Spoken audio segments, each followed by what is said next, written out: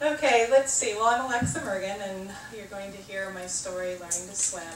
And 19 years ago, when you were getting into acting, was about when I first drafted this story. So, talk about emerging. The story's been emerging for almost 20 years.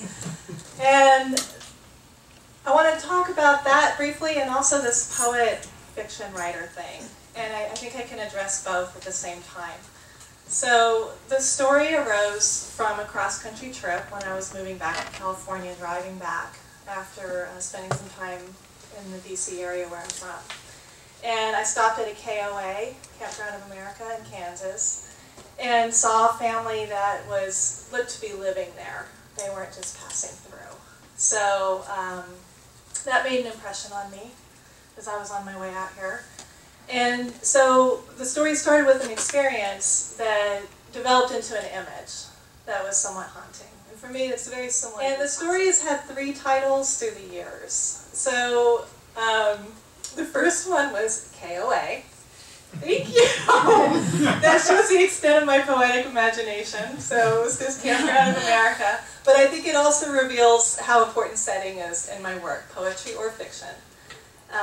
And then the second title was Cake, and you probably know why, but they don't yet.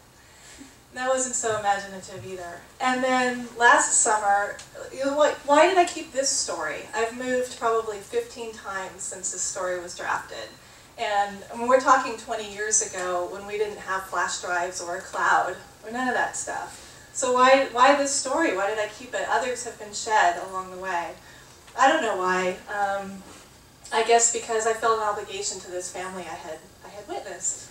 And then later on I went to work as an outreach worker with families in Lake Tahoe, many of whom were living in campgrounds. So just different experiences accrued through the years that I couldn't put this image aside, this story aside. Well, last summer in Sacramento, a bond measure was passed that allowed the parks to open up again, and so we had a swimming pool in my neighborhood again. And I started swimming, and as I was swimming, the story came together. It clicked, and I retitled it "Learning to Swim," and you'll see why. And I set it on, and I'm really glad to be here, and I hope you enjoy it. And I thank the gallery, this beautiful space, and Analise for preparing the story, Jerry for bringing me here, and all of you for coming out in the rain. So I hope you enjoy it. Her story, Learning to Swim. The summer we lived in the Lawrence, Kansas KOA, I learned to swim. The sun there washed all the color out of the flat sky until it was the color of rice. My brothers and sisters and I were scattered in a bean-shaped swimming pool. I splashed my brothers from the steps in the shallow end. A boy sat down beside me, water to his waist. How come you're not swimming? I never learned. I don't go into the deep end. I look down at my feet, white in the water. I could teach you. I crossed my arms in front of my chest. Are you staying here? I asked, not looking at his green eyes. I'd only seen green eyes like that, the color of crow's wings in the right light, once before. Often, kids paid $2 just to swim for the day while their parents shopped the outlet stores up the highway. We're in Section D. That's the RV park. See there, the dog out front? He points east. He was blonde but dark skinned with a few pimples on his cheek. That evening and the next day, Todd showed me how to push water away with my cupped hands and outstretched arms. I pretended I was flying. He taught me to breathe in the space between my shoulders and chin. I learned to tuck and slip into the water like a duck diving for food. In a few days, he and his parents left to visit an uncle in Colorado. I continued to swim, back and forth. My sister said I was going to be pruny forever. Within a few days, I could cross the pool in 8 strokes and somersault to return the other way. My brothers rounded up overnighters to play Marco Polo or sharks and minnows. They complained when my laps interfered with their games. Give it up, Sherry, my older brother Jack said, grabbing my fluttering feet. We need another big shark to catch these minnows. He bared his teeth at our 7-year-old brother Ralph. Leave me alone. I chased a few shrieking kids, letting them slip away. Then my eyes met Jack's, and we pursued a quieter minnow. I played when Jack invited me. That July, he had begun taking long walks along the highway, disappearing for whole days. When our mother asked where he'd been, he'd shrug and sit down on his sleeping bag in the tent, tapping his drumsticks against each other or on the side of a soup can. He never bothered to wait up for our dad, who came home bone-tired from his job bagging groceries in town. Our sister Tanya had graduated from high school in June. Mother gave her the necklace from around her own neck. Tanya cried a little. That was the nicest I'd ever seen her act. She amused herself mostly by attempting to horrify me out of the water. "Your hair's turning green," she called from her chair. She pinned up her hair to allow for an even tan and wrote tortured poems she planned to submit to teen magazines, like the one wrinkled up on the laminate table in the community center. It was really just a shed with a couple of busted-out club chairs. When I splashed, water sheltered me from noise. I focused on the pool's depth numbers until my eyes stung. Stopping to rest in the deep end, I found Tanya crouching and waiting for me. "Dreaming about Todd, huh?" "Leave me alone." I slammed the heel of my hand into the water, sending a tsunami into Tanya's face, and then I slipped away. Swimming ended with smells of smoldering charcoal and browning meats announcing dinner time. I ducked into the shower's bathroom stall to rinse the chlorine from my skin. I could hear Ralph waiting outside for me, pitching gravel into the concrete bird bath. "Better not do that," I said, rubbing a towel through my hair. "I know." He dropped the stones. His voice sounded small. "Boredom makes you tired." We walked through the grass, crushing blades beneath our bare feet. Our mother stood by the propane stove, stirring.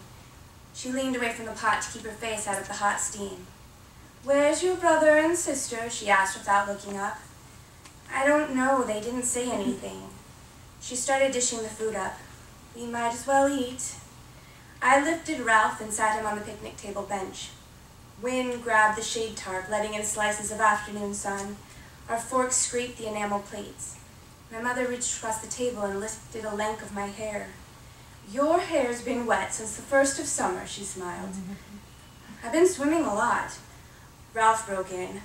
"Why are we eating beans and weenies again? They're yuck." I glared at him. "It's what we're having tonight." "Yum!" I scooped a forkful into my mouth to prove it. I wanted to detain our mother, to lure her into a good day memory. "Where'd you meet Dad?" She tilted her head at me, puzzled. "You know that.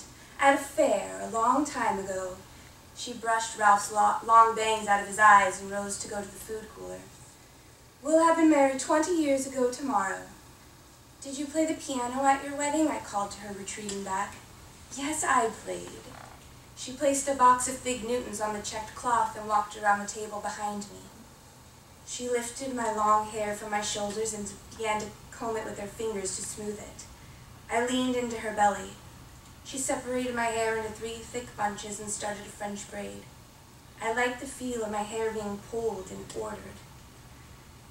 "How old were you when Grandma taught you how to play the piano?" I asked sleepily as she braided. "About 7. My mother had promised to teach me to play piano when we moved into a house again." I glimpsed her hands out of the corner of my eyes as she braided. Tanya and I shared her long, narrow fingers and even half-moons on our nails. "Grandma's mean," Ralph said, watching our mother's hands slide back and forth. "She has her own ideas, that's all," our mother said. She removed a terry cloth ponytail holder from her wrist and wrapped it around the base of my braid. "Pretty," she said, lifting my chin to look at me. She picked up our milk glasses and set to work washing the dishes in a plastic tub. Ralph and I played Go Fish with the bent cards until bedtime. The army tent was big enough to stand straight up in, and a full sheet hung 2/3 of the way across the space, creating 2 rooms, one for the kids, one for our folks. I lay on top of my flannel-lined sleeping bag and picked out night sounds like layers of sedimentary rock. The rush of the cars on the highway, cicadas, crickets, frogs, and then my older brother and sister. Jack came home first and slipped under his blanket, fully clothed to avoid disturbing anyone. Tanya smelled clean when she settled beside me and prayed soundlessly, only her lips moving before curling up to sleep. When my mother heard the rackety Honda, she went to meet my father out front. I rose on my elbow to watch through the screen. She handed him a sandwich. I knew from their voices they assumed we were all asleep. There were no other tent campers in the park that night. My mother took my father's hand and they walked away. I tell people I've never stolen anything, but I did. I woke up the following morning and I decided to plan a celebration and a cake, and I would need something. I slept in too late, and by the time I dressed I felt urgency. My mother had dragged their air mattress outside under the willow and read a paperback borrowed from the book exchange. "There you are," she said, looking up. "You usually beat your brothers and sisters out of bed. Feeling okay?" "Where is everybody?" "Your father's left for work. Tanya and Jack took Ralph to the pool. He wanted to wake you, but I told him to let you rest. Hungry?" No, I'll see you later." I felt her eyes on my back. I could borrow vanilla and baking powder from Mrs. Miller, the wife of the campground owner. She bought gigantic bags of flour and 20-ounce bottles of vanilla at the food club. Sometimes she paid me a couple of dollars to help her frost the rolls and wrap them in cellophane for sale at the front desk. We had our own sugar, flour, egg, salt, and milk. We ate a lot of flapjacks. I wanted my own cake pan, though, to keep and use year after year, maybe for my own kids. Sitting on a swing in the playground, rocking back and forth, I watched visitors. Before long, an older couple in t-shirts and pants unhitched their car from their fifth wheel and drove off. I walked through the alleyway formed by vehicles tethered every few feet to sewage, water, and power stations. I stepped up the aluminum stairs, turned the tiny doorknob, and entered. The unlocked door made me feel bold and justified, as if I belonged. Narrow cupboards lined the kitchenette. Magnetic picture frames held snapshots of babies, parents, and dogs to the brown refrigerator. I found a non-stick bump pan in a deep drawer near the oven. This woman had organized her kitchen just as I would. I resisted the urge to leave a note of explanation on the thick square pad by the window. Tucking the pan under my bath towel, I left and walked towards the campground office. A tinny tune heralded the arrival of the ice cream truck. My mother stood by the swimming pool gate holding Ralph's hand and pointing to pictures and flavors listed on the sign. Jack fished for change in his shorts pocket, and Tanya danced in place to keep her bare feet from burning on the hot asphalt. The ice cream man wore a pressed white suit and a crisp hat. He presented each cone and bar with a flourish. No one saw me pass on the far side of the buildings by the rose bushes. I stopped to feel the soft pink petals and decided to ask Mrs. Miller for a few to decorate the cake. The day was humid and dark, and it clung to my skin. The chill in the campground office brought goosebumps to my arms.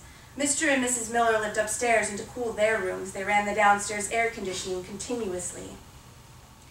Mrs. Miller squatted on a step stool, stocking the shelves in the third aisle. She stamped prices on pudding and soup and lined the cans up a few deep with the labels facing the edge of the shelves. "Hi, Miss Miller," I said, uncovering the cake pan. "Hi there, sweetheart. What have you got there?" She stamped a box of macaroni and cheese. "A cake pan. Doing some baking today? I'd like to use your oven if that's okay. It's my parents' anniversary." She set down the pricing gun. "That's so." She leaned towards me and took the pan. "It's a bump pan," I said stupidly, afraid she would ask me where I got it. "Nice one." Her brown eyes pricked my cheeks. "Where'd you find that?" My grandmother gave it to me for when we move into a house again," I lied. She smiled and returned the pan. People like to believe me. "Give me 15 minutes to finish this." She handed me the pan. "And we can get started in the kitchen. I need to start the rolls." "Thanks. Can I leave this upstairs?" "Sure, set it on the counter by the window." I walked past the staff-only sign and climbed the wooden stairs. In the Miller's kitchen, light filtered through gingham curtains, dark and quiet. 2 placemats and a wooden holder full of paper napkins lay on the square table. I placed the pan near the edge and noticed for the first time that some of the non-stick coating was flaking off. Mrs. Miller found a denim apron for me and tied it around my waist. She opened a spiral-bound cookbook and set it on the stand. She made a big show of pulling out ingredients and letting me use the scoop-shaped sifter with the handle that you squeeze. Weevils had invaded our flour, and she hid her disgust, quickly directing me to take a new bag of gold metal from the store shelf. Then she left me to measure and stir so the cake would be my own. "You get to lick the bowl," she said after I placed the cake in the middle of the oven rack. "That's the cook's reward." She swiped the wooden spoon with her finger. "Yum," she said. "Your folks will be pleased. You're a good kid." I tried to smile, tried feeling good. "You want to go swim? I'll call you when it's done," she said. Can I stay here and wait?" "Sure. This just came in the mail." She handed me a home magazine, and I sat in the rocking chair with the timer ticking by my side. The cake took longer than I expected, more than an hour before the knife tested clean. Then I had to wait longer for the pan to cool. Mrs. Miller flipped the cake onto a platter, and we spread some powdered sugar icing on it. With fresh roses and blue candles, it looked pretty enough for a wedding. Mrs. Miller turned the plate to check every side. "There you go, hon." She glanced at the electric wall clock. "Just about dinner time, too. You think your dad's home yet?" "I don't know," I said, and felt curious. I had spent all day inside, and I felt isolated from the sun and breeze and noise of other people. "Guess I'll go see. Thanks a lot." Briefly, I felt the urge to hug her, but our time had wound down. "My pleasure." She moved towards the deep sink, reminding me of our relationship, the way a teacher will ask you why you're upset, and when you start explaining, it's time to return to your seat. "Well, thanks. I'll bring the platter back tomorrow." "That'll be fine. No hurry. Bye, Sherry." She opened the back door, and I walked evenly so as not to disturb the cake and back to our tent. I found Ralph, Jack, and Tanya outside lolling on an air mattress playing Monopoly. Jack played for Ralph too, but Ralph stayed happy as long as he could move the top hat around the board. Tanya dipped stalks of celery and unpeeled carrots into a jar of marshmallow cream. "What have you got there?" I set the cake on the table and stood there to brush away the evening flies. "Dad back? Where's Mom?" "They left." Jack tapped the metal dog. "What are you talking about?" "Relax," Tanya said. "Mom and Dad went out to dinner at Penny's Steakhouse," Ralph stated, smug to announce the news. "They never eat out." My hands waved back and forth over the cake, a magician attempting to conjure them up. Jack looked at me from where he was on his side. "They went out to eat," he sat up. "I thought you would be glad." "I am glad." I looked around the campground at the Coleman stove, the clothesline, the oil pan, and toolbox. "Mom looked good. She put makeup on," Tanya said. "You should have seen her. Didn't you hear me calling for you?" "No." Ralph came over.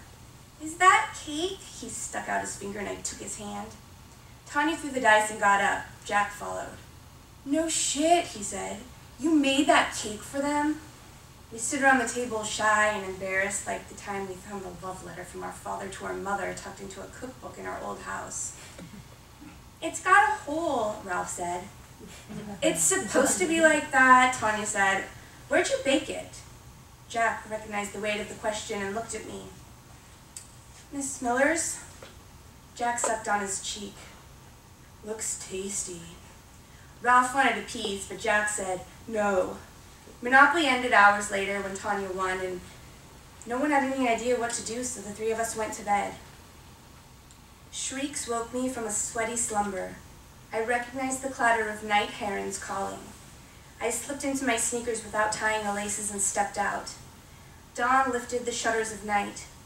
From the heavy air, I knew to expect rain later. The cake sat on a picnic table under the paper towels I had wrapped around it. Icing stuck to the bumpy paper towels when I lifted it.